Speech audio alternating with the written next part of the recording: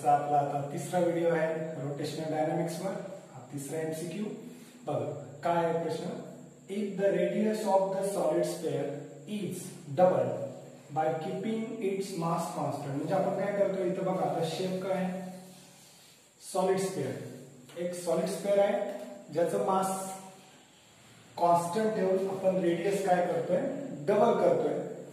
Then the ratio of their moment of inertia about any of its diameter is. the ratio काढायचा म्हणजे सुरुवातीला एक sphere आहे, suppose त्याची रेडियस आहे r. आता आपण काय करतोय? तर मास सेम ठेवून त्याची रेडियस काय करतोय? डबल. म्हणजे किती करतो आपण? 2r. ओके समजा. तर याचा जो काही mi असणार आहे अबाउट इट्स डायमीटर आणि याचा जो काही mi असणार आहे अबाउट इट्स डायमीटर, याचा आपण आय डॅश आणि याला आय डबल डॅश करूया.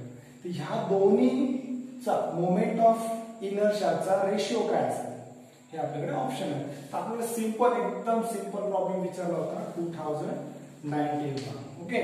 तर आपल्याला माहिती आहे M I of sphere passing through its diameter is आपल्याला माहिती आहे किती असतं? 2/5 mr स्क्वेअर. मग याच्यासाठी काय होईल? आता फॉर्म्युला तर सेम राहणार आहे 2/5 mr स्क्वेअर टू डॅश केला सपोज. तर आता आपल्याला इथं ती रेडियस किती दिले तेवढंच काढायला लागेल. तर 2/5 m रेडियस किती दिले? 2r. तर किती होईल मग? 2/5 m 2 चा स्क्वेअर 4 आणि r चा स्क्वेअर r स्क्वेअर. मग 4 आणि 8 म्हणजे किती होईल? 8/5 mr स्क्वेअर. मग आता फक्त आपल्याला ह्या दोघांचं काय करायचं आहे?